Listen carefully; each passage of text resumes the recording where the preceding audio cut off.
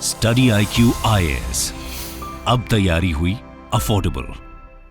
हमारे प्लैनेट को प्रोटेक्ट करने का वन ऑफ द सॉल्यूशन है क्लीन एनर्जी ट्रांजिशन, यानी कि नॉन रिन्यूएबल एनर्जी सोर्सेज जो कि ग्रीन हाउस गैस एमिशन के लिए जिम्मेदार होती हैं, हमें वहां से स्विच करना है रिन्यूएबल एनर्जी सोर्सेज की तरफ। यदि मैं आपसे पूछूं कि विंड पावर और सोलर पावर का हमारे प्लैनेट की हेल्थ पर क्या इम्पैक्ट होगा, तो आपका आंसर पॉजिटिव ही होगा। लेकिन 2019 में BBC पर ग्रीन एनर्जी सेक्टर के एक डर्टी सीक्रेट को लेकर आर्टिकल पब्लिश हुआ था। आइए आज इसी डर्टी सीक्रेट के बारे में डिटेल से एनालिसिस करते हैं।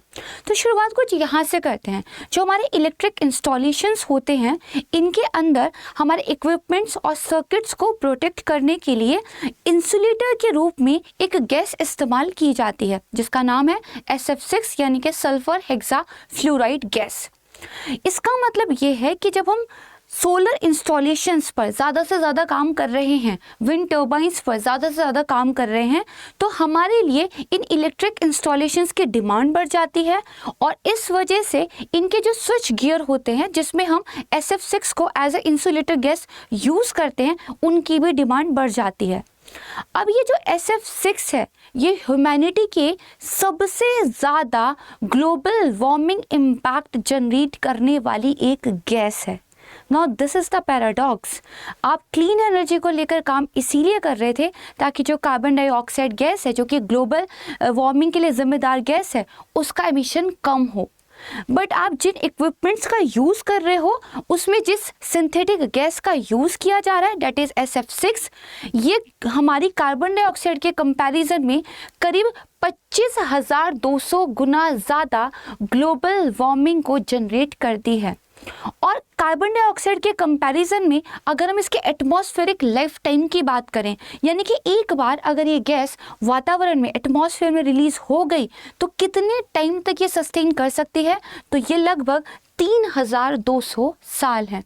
इस गैस के अगर 100% कॉन्सेंट्रेशन में आप 2 सांस भी ले लेंगे तो सडन डेथ का ये कारण बनती है।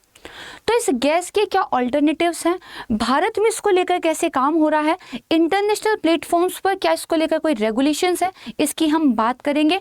और इसी SF6 को BBC के 2019 के आर्टिकल में dirty secret of green energy sector कहा गया था। तो यहाँ पे देखिए, SF6 जो है हमारे एटमॉस्फेयर में रैपिडली एक्यूमुलेट होती जा रही है। वाई? क्योंकि ग्रीन एनर्जी की डिमांड पूरे हमारे जो है वर्ल्ड में देखने के लिए मिल रही है, और जिसकी वजह से जो एनर्जी इंस्टॉलेशंस हैं उसमें जो हम SF6 इंसुलेटेड स्विच गियर्स का यूज़ कर रहे हैं, तो उसकी डिमांड भी जो है ऑटोमेटिकली बढ़ती जा रही है। अब यहाँ पर देखिए, इंटरनेशनल एनर्जी एजेंसी की एक रिपोर्ट आई थी जिसमें उन्होंने ये बताया कि अगले 5 सालों में हमारे यहाँ जो भी इलेक्ट्रिसिटी जनरेशन का एक्सपेंशन होगा, उसमें से 90% रिन्यूएबल एनर्जी में होगा। यानी कि कुछ इस तरीके से जो है आपको ये ग्रोथ दिखाई देगी।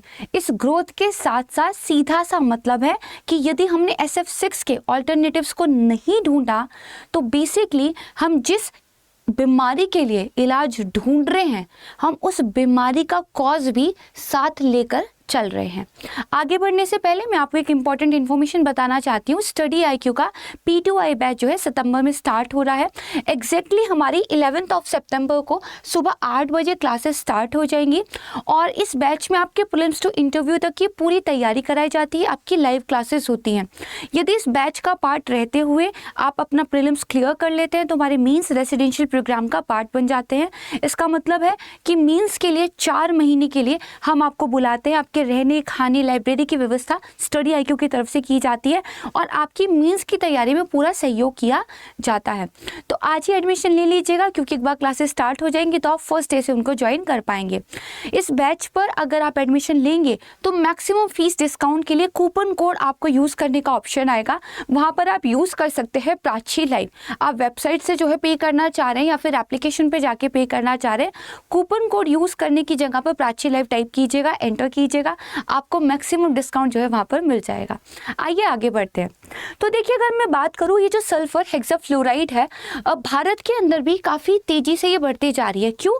क्योंकि भारत ने टारगेट रखा है कि 2030 तक जो हमारे यहाँ पर एनर्जी आएगी वो नॉन फॉसिल फ्यूल से आएगी। कितनी? लगभग 500 गीगावाट। तो इसके लिए भारत में ये जो gas insulated electric switch gears होते हैं, इनकी जो डिमांड है वो बढ़ते जा रही है। आइए थोड़ा सा इस SF6 के बारे में एक बेसिक इंट्रोडक्शन ले लेते हैं। ये कलरलेस, ऑर्डरलेस और एक सिंथेटिक जो है फ्लोरिनेटेड गैस होती है, यानी कि इसके अंदर जो फ्लोरीन है उसके एटम्स को जो है यूज़ किया जाता है। बेसिकली यहाँ पे याद रखिएगा कि जो मीडियम टू आपके हाई वोल्टेज इलेक्ट्रिक इंस्टॉलेशंस होते हैं उसमें जो है बेसिकली इसको इंसुलेटिंग मटेरियल के रूप में यूज़ किया जाता है। और पूरे वर्ल्ड की अगर बात करें तो जो हमारा इलेक्ट्रिसिटी इंस्टॉलेशन और डिस्ट्रीब्यूशन वाला एक नेटवर्क है वो सबसे ज़्यादा रिस्पॉन्सिबल है SF6 के लिए। यानी कि करीब आप देखेंगे 80% जो SF6 यूज़ होती है वो इलेक्ट्रिसिटी के से ट्रांसमिशन और डिस्ट्रीब्यूशन नेटवर्क में जो है यूज़ होती है। तो मैं बात कर रही हूँ स्विच गियर की, राइट है। तो देखो, हमारा जो एक इलेक्ट्रिक सर्किट है या फिर कोई भी आपका जो एक इलेक्ट्रिक इंस्टॉलेशंस है, तो उसमें उसके इलेक्ट्रिक पार्ट्स को एक दूसरे से अलग रखने के लिए, उसमें जो एक इलेक्ट्रिक स्पार्क है, एक जो इलेक्ट्रिक आर्क होता है, उससे प्रोटेक्ट करने के लिए, ओवरऑल आपके सर्किट को जो है एक तरीके से प्रोटेक्ट करने के लिए, पावर को कंट्रोल करने के लिए जो स्विच गियर है ये यूज़ किए जाते हैं। जैसे आप एक पिक्चर में देख पा रहे हो, इसके अंदर अलग अलग कंपोनेंट होते हैं, जैसे एक सर्किट ब्रेकर कंपार्टमेंट भी आप यहाँ पे देख पा रहे हो। तो कभी स्पार्क होकर कोई दुर्घटना ना हो जाए और वहीं पर जो है बेसिकली उसको रोक लिया जाए, प्रोटेक्ट कर लिया जाए, इसके लिए जो है यहाँ पर इस इंसुलेटर का होना बहुत ज़्यादा ज़रूरी होता है। तो इस SF6 के कहाँ कहाँ पर यूजेस है, कहाँ कहाँ पर एप्लीकेशन है, ये देखते हैं। तो देखिए, जो भी आपके लार्जर पावर स्टेशंस हैं वो हो, या फिर आपके विंड टर्बाइंस हो, या फिर आपके जो है इलेक्ट्रिक सब स्टेशंस हो, हर जगह पर आपको एक इलेक्ट्रिक इंसुलेटर की ज़रूरत पड़ती है। इसके अलावा कंप्यूटर्स के अंदर जो आपके सेमीकंडक्टर्स होते हैं, आपके जो स्मार्टफोन है, यहाँ तक कि जो इलेक्ट्रिक व्हीकल की बैटरी है उसमें भी SF6 का एप्लीकेशन है। अगेन मर्ज की दवा करने चले थे लेकिन मर्ज को ही और ज़्यादा बढ़ा दिया, कुछ ऐसा सीन यहाँ पे दिखाई देता है। इसके अलावा आप देखोगे कि ज़्यादातर हमें जो ये SF6 का एमिशन दिखाई देता है, तो जो हमारा इंफ्रास्ट्रक्चर है, जो हमारे पावर ग्रिड्स है, राइट है, तो उनमें देखने को मिलता है मेजॉरिटी। लेकिन थोड़ा बहुत अमाउंट जो है जब हम मैग्नीशियम, एल्यूमिनियम और सेमीकंडक्टर का बेसिकली एक तरीके से मैन्युफैक्चरिंग करते हैं, तो इसकी वजह से भी जो है एक एमिशन देखने के लिए मिलता है। यानी कि मोटे तौर पर अगर देखा जाए तो आपके चाहे सोलर इंस्टॉलेशंस हो, आपके विंड टर्बाइन हो, हाई वोल्टेज वाले आपके इलेक्ट्रिक इंस्टॉलेशंस हो, मीडियम वोल्टेज वाले आपके इलेक्ट्रिक इंस्टॉलेशंस हो, या फिर अगर आपका मैग्नीशियम, एल्यूमिनियम और सेमीकंडक्टर्स है, इसमें भी कि स्मॉल अमाउंट में यूज़ होता है। मतलब हर जगह जो है इसका एक एप्लीकेशन है, राइट है।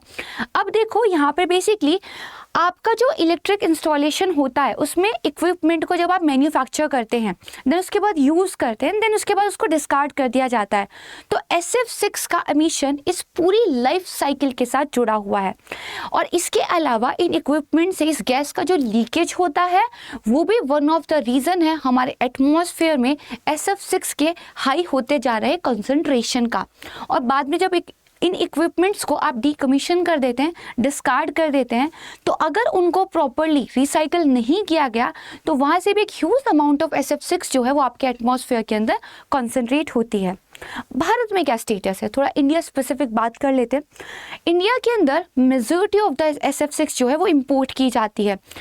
भारत के अंदर इसके बेसिकली मैन्युफैक्चरिंग को लेकर उतना डाटा अवेलेबल नहीं है, और इसमें से भी आप मान के चलिए लगभग 600 शिपमेंट्स जो है हम चीन से, ताइवान से, यूनाइटेड स्टेट्स से जो है इंपोर्ट करते हैं। MMR प्राइवेट लिमिटेड की बात माने तो भारत के अंदर 2020 में जो SF6 का मार्केट था वो लगभग $56.4 मिलियन का था। लेकिन इसमें एक इम्प्रेसिव ग्रोथ देखने के लिए मिलेगी। वाई? क्योंकि भारत सरकार क्लीन एनर्जी को लेकर काफ़ी एग्रेसिवली काम कर रही है।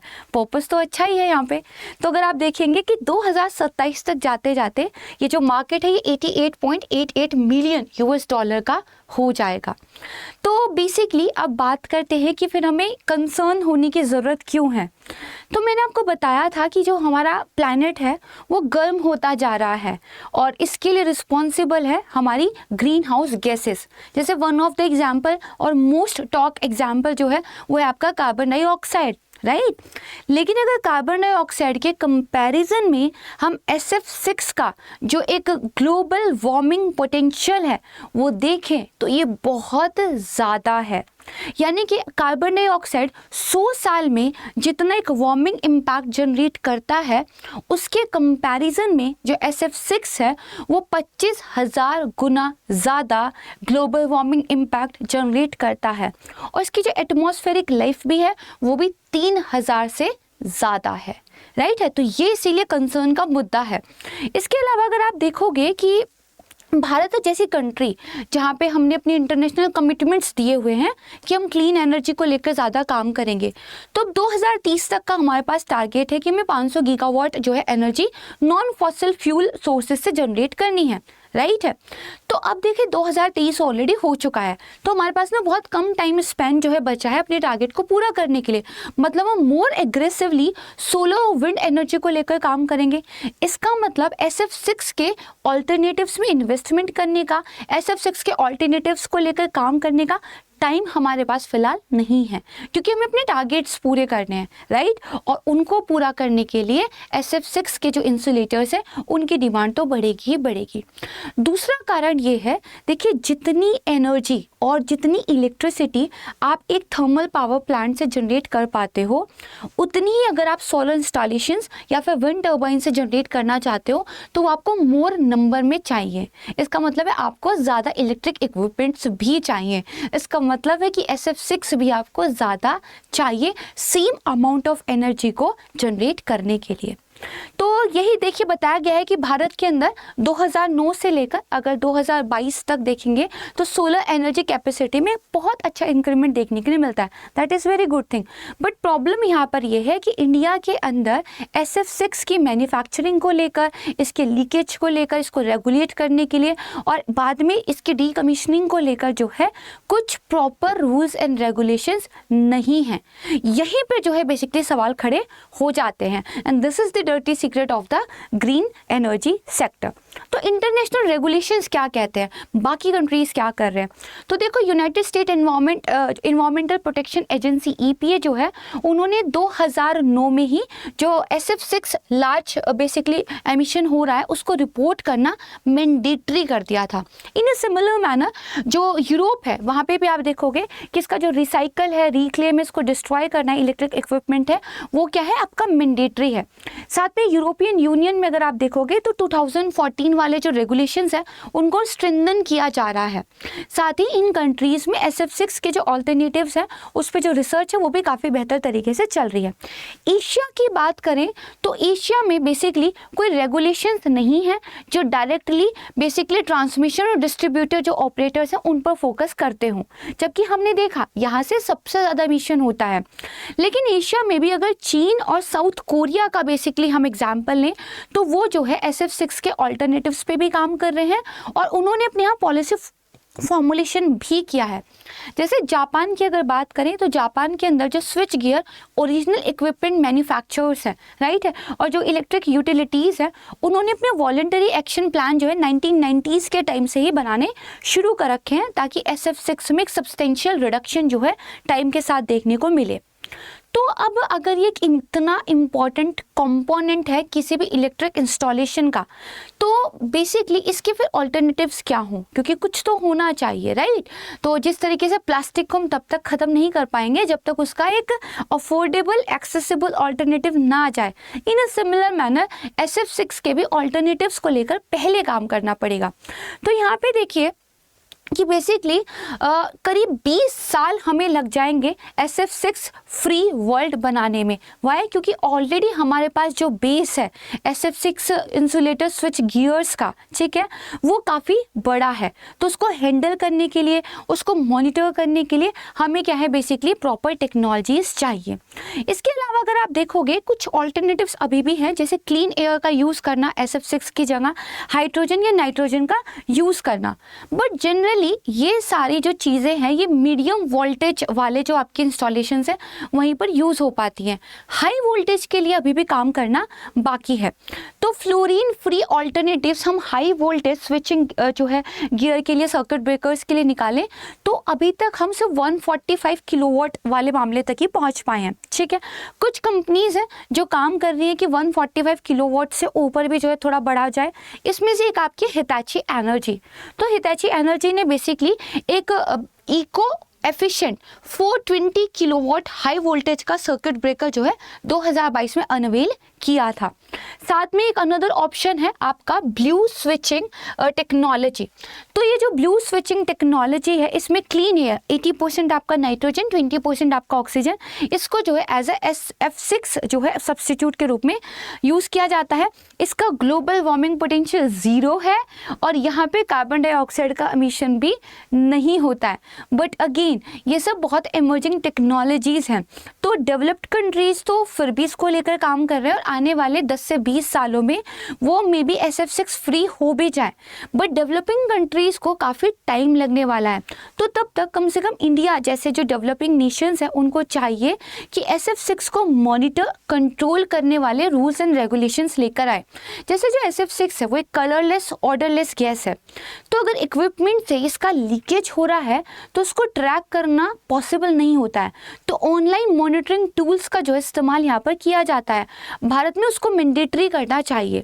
दूसरा जो हमारा NTPC है, उन्होंने बेसिकली अभी अपने एमिशन ट्रेंड रिलीज किए थे 2023 के लिए, उसमें उन्होंने जो है SF6 के बारे में भी बताया था। इन अ सिमिलर मैनर जो UNFCCC है, ठीक है, उसमें पेरिस एग्रीमेंट का जो आर्टिकल नंबर 13 है वो ये मैंडेटरी करता है पार्टीज़ के लिए कि आपको जो अपने एमिशन ट्रेंड्स है उनको रिपोर्ट करना होगा। राइट है, बहुत लेमन लैंग्वेज में बता रही हूँ। तो यहाँ पे जो वो बास्केट है जिसमें वो सारे ग्रीन हाउस गैसेज हैं जिनके बारे में आपको रिपोर्ट करना होगा, उसमें से एक आपका SF6 भी है। तो अब यहाँ पे क्या करने की ज़रूरत है, जितनी भी पार्टीज़ हैं वो SF6 के एमिशन को लेकर मोर ट्रांसपेरेंट रिपोर्टिंग जो है करें। राइट है, तो ये कुछ छोटे छोटे कदम उठाने की ज़रूरत है। साथ में जो एक ऑल्टरनेटिव आपके टेक्नोलॉजीज़ हैं उन पर और बेहतर काम करने की ज़रूरत है। इससे जो है बेसिकली ये जो ह्यूमैनिटी के लिए सबसे खतरनाक ग्लोबल वार्मिंग पोटेंशियल वाली गैस है, इसको हम वाइप आउट कर सकें और मोर ग्रीन प्लैनेट की तरफ बढ़ सके। तो this is all about the video. I hope कि आपको ये पसंद आया होगा, एक नई इन्फॉर्मेशन आपको पता चली होगी। और मैं कई बार बता चुकी हूँ, जिस बीमारी का हम इलाज ढूंढ रहे होते हैं उसी बीमारी को बढ़ा रहे होते हैं। समथिंग कुछ ऐसा पैराडॉक्स यहाँ पे भी देखने के लिए मिलता है।